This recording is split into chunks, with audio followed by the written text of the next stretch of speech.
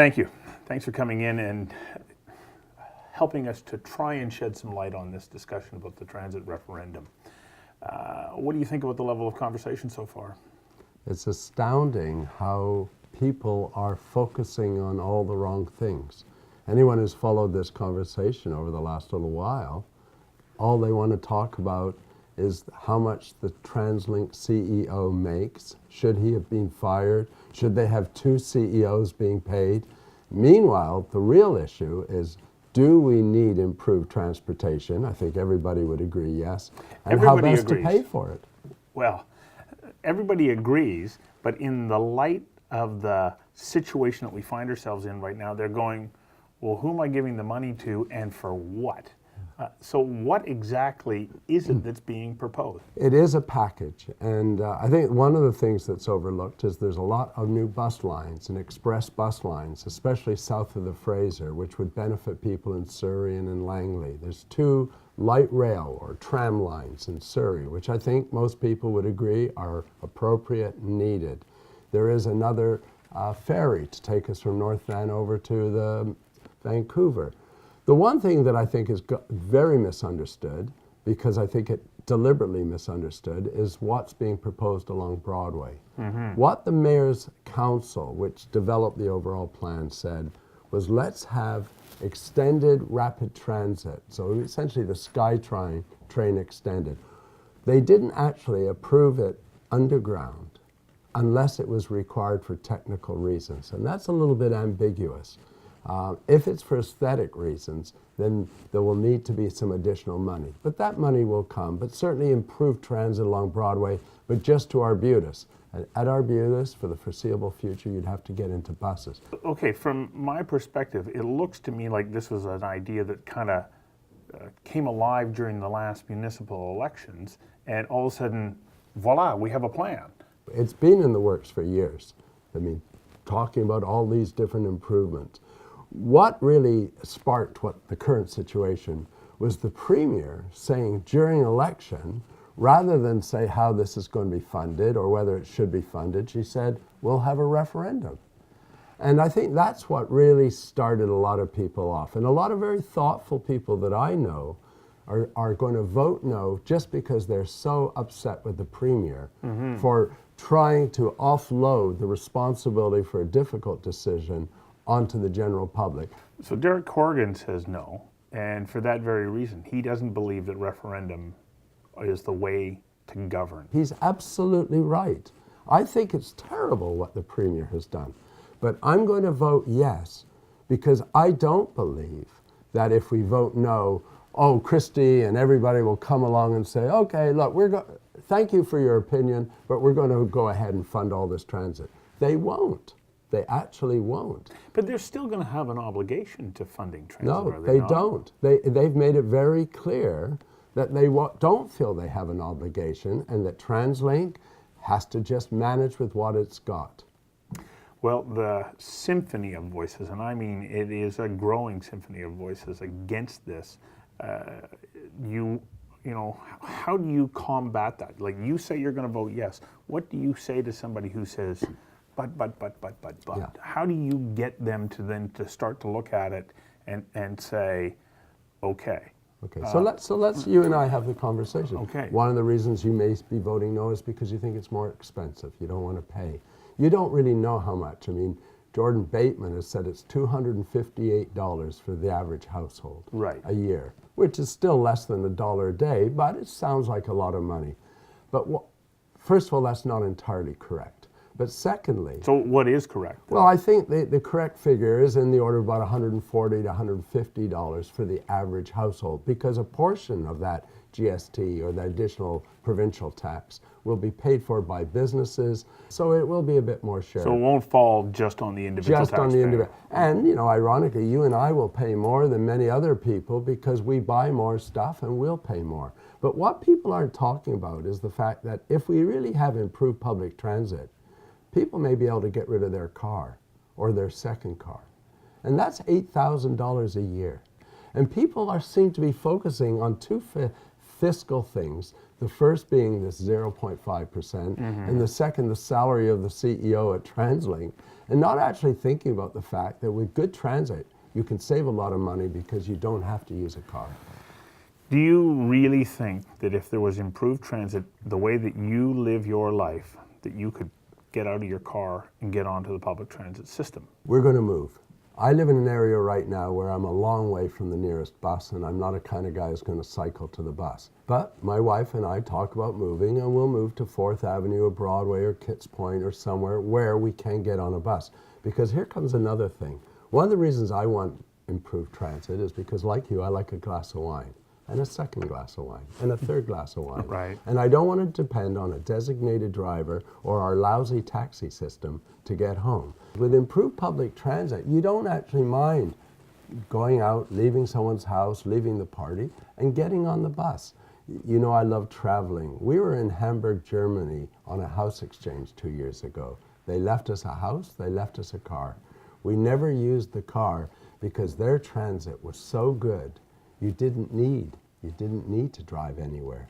Now, that's not necessarily going to be the level of service we'll have in Vancouver right away, but it's a direction. But we certainly could be a lot more like some of those European cities. The other thing is, you and I both want to live longer. As a planner, I know there's legitimacy to this notion that people who use public transit and walk to the stop and walk back from the stop and then walk when they get to their destination tend to be in better health than people who are always just getting in their car. That's given that they're not involved in some other kind of physical activity. All other things being equal, people who use transit or live in a more transit-oriented neighborhood tend to have better health. Because they walk more. Because they walk more. The other thing is the environment. You know, you say the environment, a lot of people's eyes gloss over. We talk about our concern for the environment and global warming. Most people really don't care a lot. But their kids care, and their grandkids are going to care. And I really do accept that if you've got improved transit, you ultimately are going to have some beneficial impact on the environment. Okay, now you actually have touched on a point that I go, okay, well, how do I weave this into the transit referendum? Because it's not a direct fit, but you have to admit that the way that traffic flow is set up in most communities in the Lower Mainland, you go from one red light to the next, to the next, to the next. I agree. Why can't we, as planners, figure out how to create more appropriate flow? Well, in other municipalities, they're quite happy to do that because the engineers are able to synchronize the lights so that you do tend to move a little better. In Vancouver, they want to get you out of your car and onto your bike, Stu. So, but that's not going to work. It doesn't work. And so how can you call yourself the greenest city if you do that? No, I agree. I agree that you can't. And, you know, one of the interesting things about this whole referendum is it's not just Vancouver, of course. It's Metro. Yes. I've been doing some work on the North Shore. It's very interesting. I was at City Council in North Van District. People were complaining about a new development and the impact it was going to have on the Lionsgate Bridge and how the traffic on the Lionsgate Bridge is just getting worse and worse every year. At which point someone stood up. That's not true, though. You're absolutely right. Somebody stood up and said the amount of traffic on the Lionsgate Bridge is, if I recall, about 5% less today than it was a number of years ago. Part of it is because the way the bus service operates out of West Van and North Van, it's sufficient to, in fact, encourage a lot of people not to take their cars. That combined with high parking costs and so forth. So I actually do subscribe to the notion that if we could have an improved transit system, it would benefit a lot of people. The irony, though, is this isn't what we're talking about during the referendum. All we're talking about is should they have just fired the guy or not fired the guy and brought in the other guy and what a net group of people they are at TransLink. Where do we have the biggest holes in the current transit system? Like, where are the biggest problems? We know the Patello Bridge is outdated. We know that we need more branches of our subway system. What else can we do to enhance the ability to get around this region? Yeah. Well, the irony, I think the biggest problems are places where you and I never go, and that's out to Surrey, Langley, Maple Ridge, some of those municipalities. I was involved in new development in Maple Ridge. I really didn't have my heart in it because we were going to put a lot of people into a neighborhood that doesn't have any real bus service at all. Doesn't even have schools. But the point being, a lot of those new areas, we're building all these new subdivisions out there without any real transit service.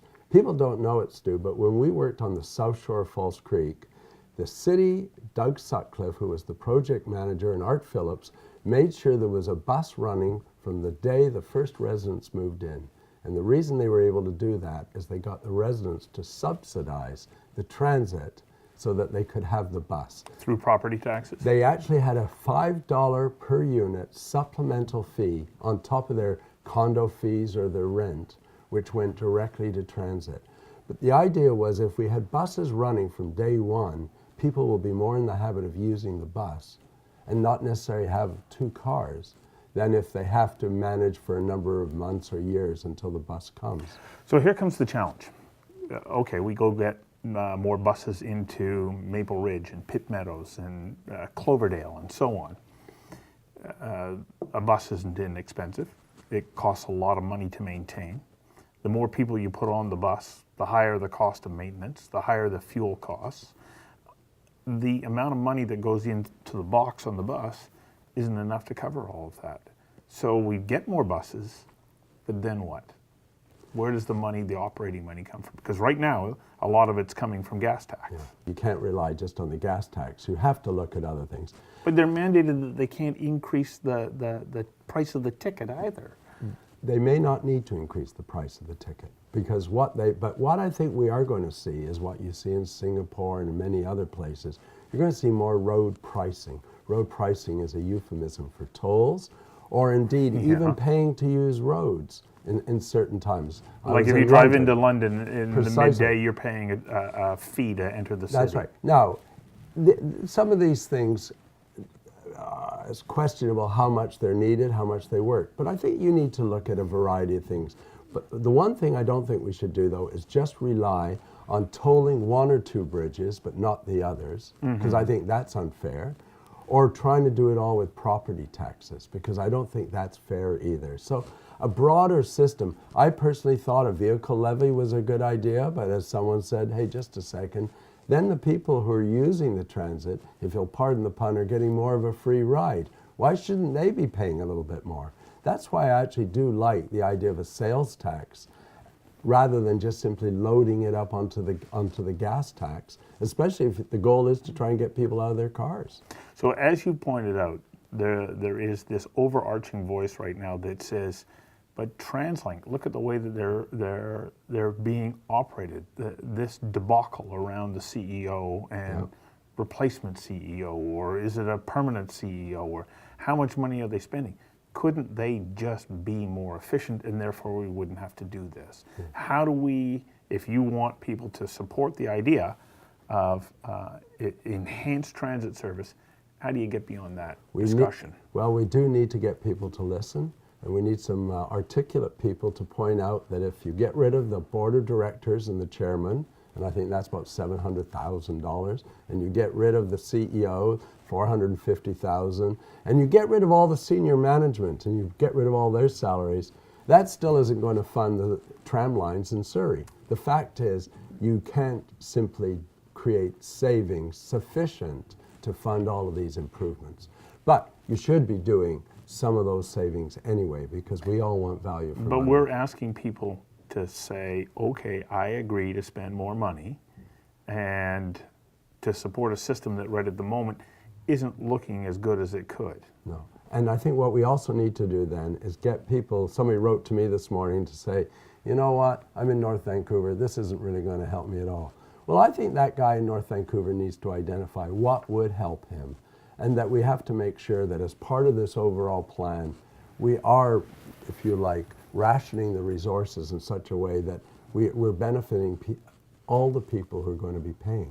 And people do have to see that they're going to get some benefit. The other thing we have to do is try and get rid of this notion that if the referendum fails and we don't have the sales tax increase, that somehow we won't be paying for transit improvements. I mean, Jordan Bateman's done a phenomenal job of getting a lot of people saying, I'm not going to vote for this because I don't want to pay for it. Well, of course you're going to pay for it, but they're going to pay for it in some other way. And at the end, it'll be That's a less fair point, equitable. yeah. You know, it's like when I first heard about this, I wrote a column in the Courier, and I said, this whole referendum reminds me of 3 letters, HST. Right. Because that wasn't a rational debate. That was a debate on whether or not you hated Gordon Campbell or you really hated Gordon Campbell. Okay, you've touched on a really interesting point there. The HST was not a rational debate, it was an emotional debate. And that's what the transit referendum is becoming as well. Yep. On the no side, it's very easy to make it an emotional argument. I've been talking to a variety of people. I agree, we need to improve transit, but not under the current system. And so, and what are they doing? They're reacting emotionally to the news that's coming out. And of course, Mr. Bateman's doing a very good job of fueling that argument. What is the emotional argument that makes you say, yes, I should be voting for the Mayor's Council's plan? Well, I think you quite rightly pointed out, Stu, the first thing is to try to understand what's in it. But that's rational. Yeah, no. Well, I think you're going to have to appeal to people's reason and understanding just a little bit. That's hard to beat an emotional argument with. Yeah. Well, I think then you bribe people. You bribe them into supporting it because let them realize that they may get hurt more financially if they don't support this. That they may be ending up far worse if they're going to just see more and more rolled tolls. But is that the best argument, Michael, that if you don't go for this, you're going to get taxed in some other way? So at least this way you know what you're doing. Yeah. Well, I think it is actually part of it. I think we do have to get off this translink, for or against translink. I just think we do have to take a bit of the emotion out of it, because if it's going to be too emotional, a lot of people are going to vote against it just because they don't like Gregor Robertson. And in this case, I happen to not have voted for Gregor Robertson, but I'm with Gregor Robertson on this one because he's right. We really will be much worse off if we don't get these transit improvements. But the nicest thing about this conversation, to my mind, is at least we're starting to talk about what might be the benefits of the transit improvements. So the money raised, what's on the table, do you think it really is enough to reduce congestion in the greater Vancouver area, especially when we look at the projected numbers of new arrivals into the region? No, I would say not on its own. So we wind up with the same thing? No, not necessarily. I think that the gas taxes are not going to disappear. No doubt. I don't think they But are I think either. we are going to see more tolls and more bridges over time. And I mean, I just think you have to do it. Then you also have to look at the provincial government and say, okay, look, we're paying our fair share. We supported this referendum. Now you have to put some more money in. The irony, of course, is it's our money. Right? Exactly. Whenever Christy Clark spends money, and she's spending a bit of it today, it's budget day, but whenever you spend this money, it's our money. But at least it's somehow more equitably distributed. So that is one part that I don't understand, and maybe you can help me understand this. The Mayor's Council comes along and says, okay, we're going to come up with 1/3 of the money, another third from the feds, another third from the province. But neither the feds or the province have agreed to be bound by this referendum. No, that's right. So what happens then? Well, what if then- they go, we don't have the money? The only way we can get it is if we add it on to some other tax that you're already paying. No, we know they do have the money, and we do know they're spending that money in Quebec. And so that's the game. As you may recall, I once worked for the federal government for 10 years. Right. You are going to have to say, okay, it's always easier. Anybody who's watching right now or listening to us knows, it's always easier to get money from someone if you say, look, I'll put up half, but you got to put up the other half, rather than you put up all the money. And I think it does have to be shared. But the benefits are shared too. Everybody wins. Well, I actually think that ultimately, when you have a really good public transit system, a lot more people do win. There's some losers. The car dealers are losers. Car sales car do sales go down. are going down anyway. You take a look at the trend of new car sales in North America over the last 15 years, and they are trending down. Yeah. Well, I think, and that may be in part because people are slowly changing their attitude. Right. One of the most interesting things, about 25 years ago, I remember doing an interview with CBC Radio on public transit, and I was on with Carol Taylor. And I can always remember it because first of all, Carol was and is a very impressive communicator. Right. But I shared a private story, and this is true, whenever I got on the bus, and usually the only time I got on the bus was to pick up my car at the garage after servicing, I would always say in a loud voice, "So what's the fare?" So the other people on the bus wouldn't think I was a regular user. Because I was almost ashamed to be on the bus. And I think a lot of people are still ashamed to have to use the bus. At the university... Yeah, that might be in our age group, but I That's think right. younger group, that's not the case. That's the point. And even our age group is starting to change. Now, the students at SFU used to refer to the bus as the loser cruiser. So even amongst them, it was... But no longer. It's starting to change. That's my point. And just as in Europe, when you're in London, you take the underground, you don't think of that as a second-class form of transportation, really. Most people use it. And that's what I'd like to see in Vancouver, that we get rid of a lot of the ego associated with public transit. But in order to do that, the bus service has to improve. If you're going to whisk a bus and have to wait half an hour, it's a pain. Now, the only good thing is, at least at the bus stop, there's usually a little sign that says, the next bus will be here in 25 minutes. And you know if you've got time to go and get a coffee. Or you can look at your smartphone. Yeah, but and as I see what learned the time other is day, coming. you're not supposed to get on the bus with that coffee. No. Well, So you could be left standing there with your coffee and the bus drives away. the irony is the cost of that coffee is significantly more than we're asking people to pay on a daily basis for improved transit, and yet we don't really focus on that. Okay, out of time here, but what's your best pitch to say, here's why you should vote yes? If you vote no, we're not going to get improved transit. We're not going to get improved transit just by saving money, by reducing salaries and more efficiency at TransLink. So if you vote no, be prepared for not having improved public transit. We'll have the status quo or worse. We'll have the status quo for quite a while, and then in the future, we will get improvements, but it may be 5 years off, and you'll end up paying for it, and you may wish, just like the day after the HST was abolished, and people learned that it wasn't going to be abolished that week, it was going to take a year and a half. And the number of people I heard after the HST result was announced saying, gee, if I'd have known it was going to be like this, I would have voted in favor of it. And that's my message. Think a little bit about that. Be selfish. Think about the financial benefits and other benefits that you're going to get. But don't get fooled by these people who are trying to just get you to focus on the TransLink CEO's salary. Because afterwards, they're going to be laughing that they managed to suck you in, and unreasonably so. Well, this is a debate that will rage on for a couple more months. Thank you very much for coming and doing this. It was a pleasure. Thank you.